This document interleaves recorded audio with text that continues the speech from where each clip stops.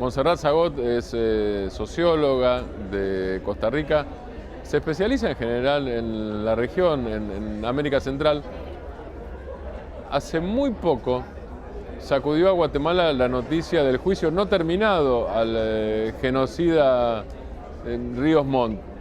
Según cálculos que uno puede hacer, yo los hice en algún momento, en Guatemala en 3 años el gobierno dictatorial asesinó el equivalente en proporción a la población a 1,5 millones de argentinos, si tomamos solamente la cifra argentina. Montserrat, muchas gracias. Guatemala fue siempre una especie de laboratorio, ¿no es cierto? Laboratorio de matanza, de masacres, de aplicación de nuevos métodos de antiterrorismo o contraterrorismo. ¿Hoy es un laboratorio de qué? Bueno, Guatemala, además de eso que mencionas, también fue un laboratorio de golpes de Estado de Claro, parte del gobierno de los Estados Unidos. Sí. Yo creo que ahora es un laboratorio de mirar cómo la justicia, digamos, puede presentarse como una fantasía, como una ilusión a los pueblos históricamente discriminados y masacrados. Se crea esa gran ficción de que finalmente va a haber justicia para finalmente que todo se caiga, donde se mira la forma en la que operan los poderes establecidos en Guatemala en este momento, la oligarquía tradicional, moviendo jueces, moviendo el alto tribunal que existe en Guatemala, para que al final simplemente la energía invertida en este proceso, el dolor que se transmitió en los juicios que se dieron, haya servido tal vez como una especie de válvula de escape para un grupo como la población Ixil, pero que finalmente, es decir, ellos tienen la válvula de escape, pero finalmente Ríos Montt queda liberado.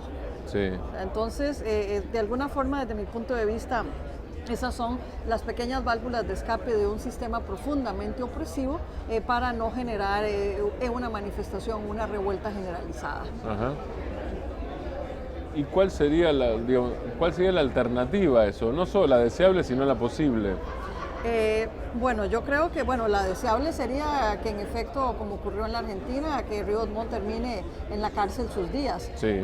Me da la impresión de que con los niveles que se juegan, las intricadas relaciones de poder en Guatemala, esto no va a ser posible. Es decir, las relaciones que hay entre el sistema judicial y los poderes fácticos en Guatemala son muy fuertes.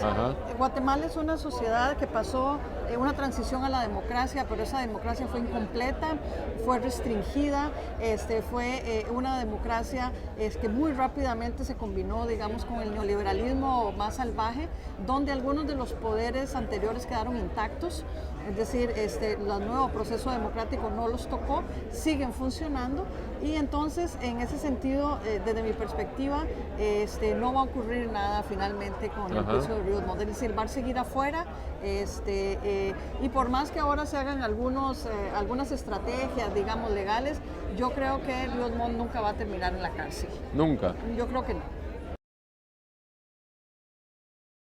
¿Fue genocidio, etnicidio? ¿Cómo lo definirías el de Guatemala? Si bien la represión fue bastante generalizada, en las zonas rurales, en las zonas indígenas, fue las que fueron devastadas completamente, con pueblos enteros arrasados. Aquí ni siquiera era una política de escoger gente, digamos, al azar en organizaciones. ¿Y por qué?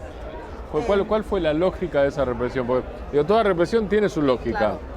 La lógica de esa represión es que supuestamente los pueblos indígenas, al estar en localidades muy remotas, ¿verdad?, en la montaña, estaban sirviendo de cobijo para los grupos revolucionarios, ¿verdad? Entonces, desde esa forma, la política era arrasar completamente, incluso hasta la vegetación, para que no hubiera forma posible, no solo de encontrar refugio social en las comunidades, sino incluso refugio físico, digamos, Nada. en la parte de la montaña, Sí. que no hubiera comida, ¿verdad? Por eso arrasaban las plantaciones de maíz, que no hubiera ningún servicio de salud, que no hubiera literalmente nadie, es decir, que quedara el pueblo desolado desde cualquier punto de Sí. vista.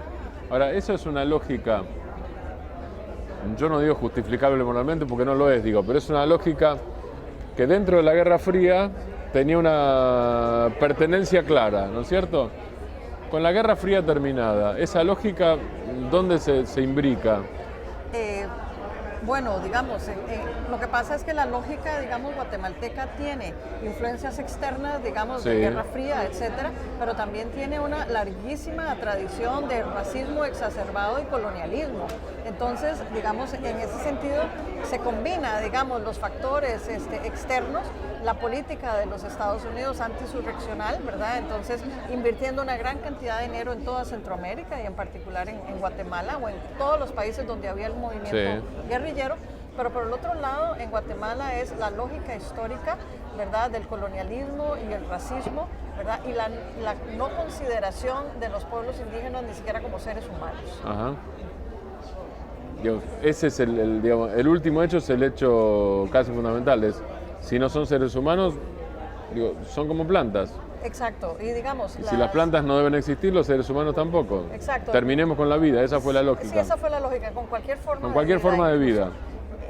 Los testimonios, además, de las mujeres en particular, Sí. digamos, los actos brutales de violación a las que fueron sometidas Sí. por grupos completos de hombres, nos reflejan además esa forma de no considerar humano. A los hombres muchas veces los mataban limpiamente, por decirlo de alguna forma, Ajá. pero las mujeres tenían que pasar por torturas, tenían que pasar por violaciones en masa, tenían que mirar cómo eran asesinados sus hijos y los hombres de su familia, y luego el castigo para Ahora, ellas. perdón, eso es bien humano. ¿Te parece? El ser humano tiene parte de eso, digo, Sí. a ver, si uno ve el nazismo, digo, pero eso es bien, en ese sentido, digo. Sí, bueno, es una construcción social, pero que parte Sí. justamente de la Digo, deshumanización. es lo peor del ser humano Sí. en todo caso, digo, pero es bien humano eso. Sí, claro, pero parte de la deshumanización del otro.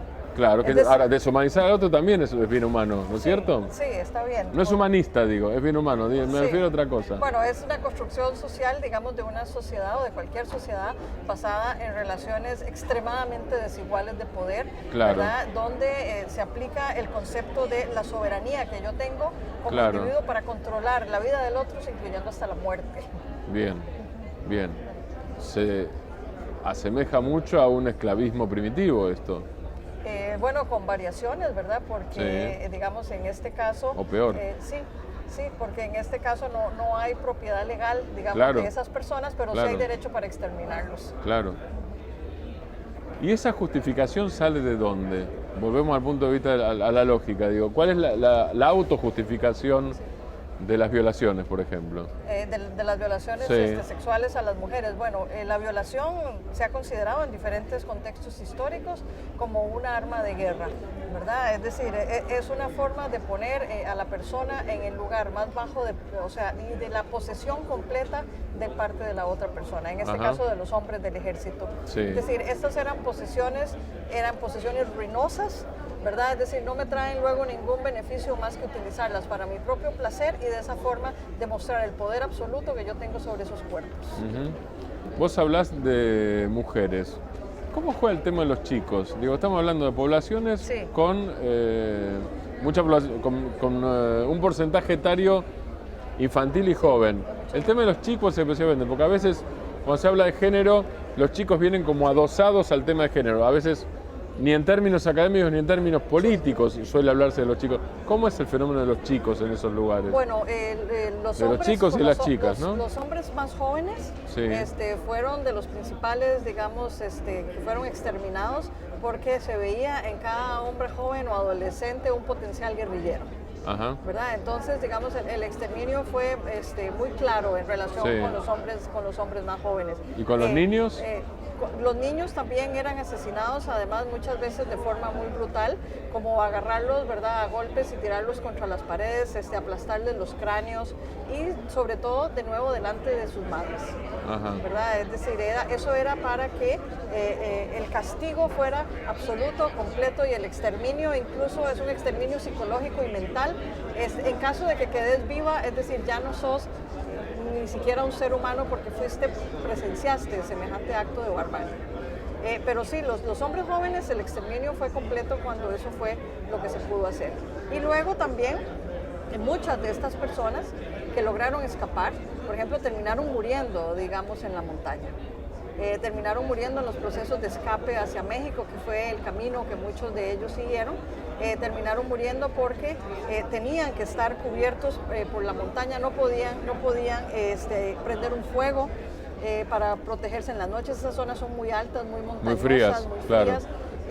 No podían salir a buscar comida en ningún sitio, murieron de enfermedades que hay en ese tipo de montañas. Entonces, si no los mataban en el camino, muchísima gente también murió. Montserrat, muchas gracias. Con muchísimo gusto. Montserrat Zagot, socióloga de Costa Rica.